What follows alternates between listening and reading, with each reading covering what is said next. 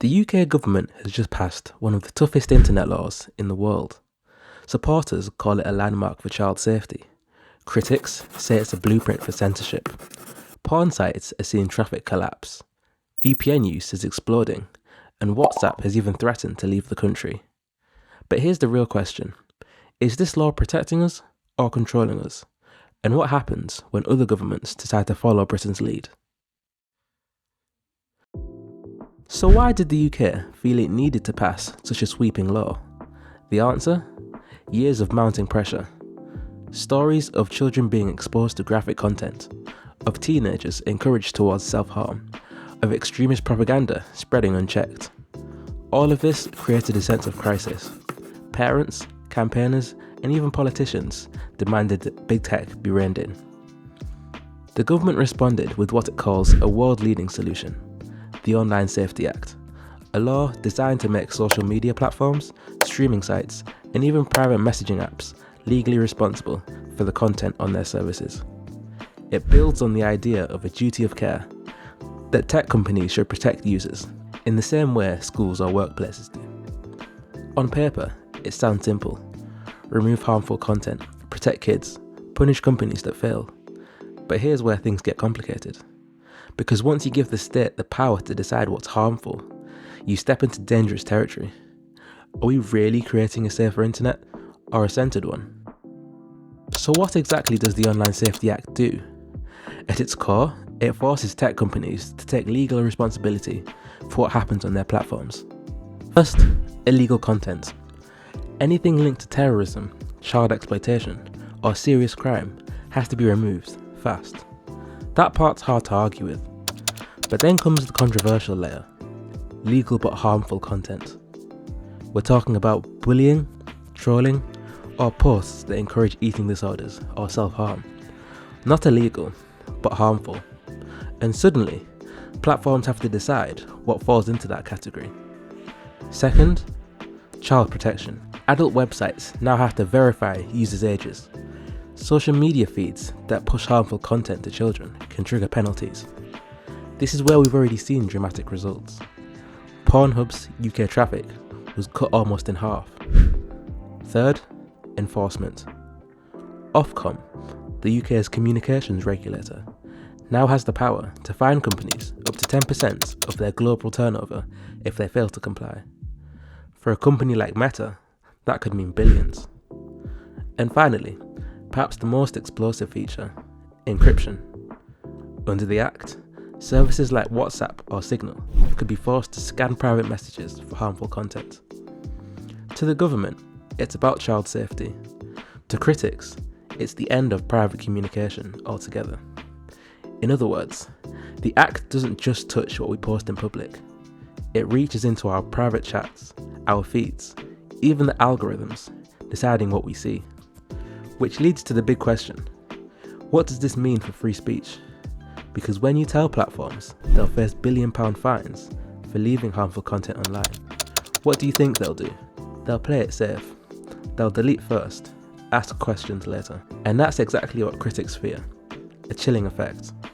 Not just on hate speech or abuse, but on satire, political dissent, even uncomfortable truths.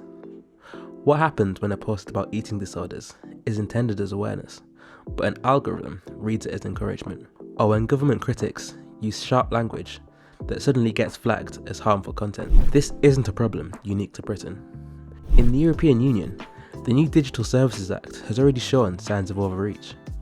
Research has found that in France, Germany, and Sweden, between 87 and 99% of user comments taken down by platforms like Facebook and YouTube were actually legal. Platforms are so scared of penalties, they end up censoring perfectly lawful speech. And then there's Sri Lanka, where a new Online Safety Act criminalises vague, prohibited statements. It's been slammed as a tool for silencing journalists and opposition voices.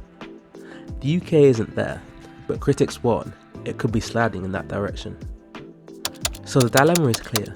Yes, the Act may make the internet safer, but at what cost? When does protecting people turn into controlling them? If free speech is one battlefield, privacy is the other. The most explosive part of the Online Safety Act is what critics call the spy clause. It gives Ofcom the power to demand that messaging apps scan private conversations. On the surface, the goal sounds noble: stop predators from sharing child abuse material. But there's a catch. Those apps use end-to-end encryption. Even the companies themselves can't read your messages. To comply, they'd have to break their own encryption, effectively building a backdoor into private conversations. That's why WhatsApp, Signal, and even Apple have said they'd rather pull out of the UK than weaken security for billions of users worldwide. And they're not exaggerating, because once you build a backdoor, it's not just the UK government that can use it. Hackers, foreign states, anyone with the right tools could exploit it.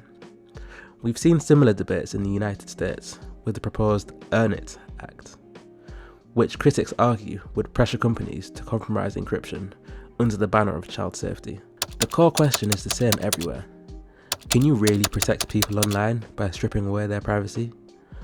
Or does that just make everyone less safe? The Online Safety Act also requires companies to keep detailed records of compliance. That means logs of what content was flagged, why it was removed, and in some cases, who posted it. For adult sites, age verification raises a similar issue. You may be asked to upload ID documents or share biometric data to prove your age. Supporters say these checks are handled by third-party providers, not the websites themselves, but critics warn that this creates massive new databases of highly sensitive information. Databases that could be hacked, leaked, or even misused by the government. Once data is collected, it can never be fully secure, and under laws like this, the risks are multiplied. So, is it working? Well, the early evidence is a mixed bag. On one hand, the government can already point to wins. Within weeks of the Online Safety Act taking effect, traffic to adult sites in the UK collapsed. Pornhub's daily visits dropped from 3.6 million to just 1.9 million. Campaigners say children are far less likely to stumble into harmful content. By that measure, the law is doing exactly what it promised. But the reality is more complicated. Surveys show nearly 2/3 of Britons don't believe the law will really work, and users are already finding ways around it. VPN usage has exploded, letting people bypass restrictions entirely. Proxy use is up by almost 90%, except proxies strip away private protections and often expose users to data theft. In other words, the law may keep some people safer, but it's pushing others towards riskier workarounds. The government admits it doesn't take much for the act to pay off. Officials say if it prevents just 1.3% of online harms, it's worth the cost. But that raises an awkward question. If the bar is set that low, are we measuring success or just lowering expectations? And this isn't just a UK problem. In the EU, the Digital Services Act has created a vast transparency database, logging over 1 billion moderation decisions. But research has found that during the 2024 European elections, platforms hardly changed their behaviours at all, suggesting that even sweeping regulations don't always shift outcomes. The platforms are over-policing to protect themselves, not necessarily to protect users. So the picture is clear. These laws can show dramatic wins on paper, but they also create loopholes, evasions, and unintended consequences. Which brings us back to the bigger question: what kind of internet are we building, and who really benefits from it? Around the world, governments are testing different versions of the same idea, and the results are revealing. Take the European Union. Its Digital Services Act is often compared to the UK's law, but with a different focus.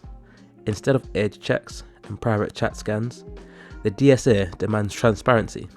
Platforms must publish moderation reports, give users explanations when posts are removed, and open their algorithm to independent researchers. On paper, it's a more balanced approach, but in practice, it's already showing cracks, over removal of legal content, and little evidence that moderation really shifts during moments of crisis, like elections. Australia has gone in another direction with its own Online Safety Act and a proposed Digital Duty of Care. The focus there is narrower, targeting cyberbullying, image-based abuse, and predatory behaviour. It's less ambitious than Britain's version, but some argue that makes it more practical. New Zealand has had laws against harmful digital communication since 2015. Again, highly targeted, aimed at harassment and revenge porn, rather than rewriting the entire internet rulebook. It's a smaller scope, but it avoids some of the sweeping censorship risks we see everywhere. Seen together, these examples raise a sobering point. Regulation is spreading fast, but each model carries its own trade-offs. The UK's law isn't an outlier. It's part of a global experiment in deciding who gets to shape the digital public square. So what does this all mean? The Online Safety Act is already reshaping the internet in Britain. It's cutting off access to harmful content, forcing tech giants to take responsibility, and giving regulators unprecedented power. But it's also driving users to VPNs, creating loopholes, and raising alarms about free speech and privacy. Zoom out, and the picture gets even bigger. From Brussels to Canberra to Colombia, governments are racing to write the rulebook for the digital age. Each model reflects a different trade-off: protection versus freedom, safety versus privacy, regulation versus innovation. The UK's experiment could become a global blueprint, or it could be a warning, a case study in how good intentions can open the door to overreach. And that brings us back to the central question: does making the internet safer inevitably make it less free? Or can we have both? Because one thing is certain: the way we answer that question will decide not just the future of online safety, but the future of the internet itself.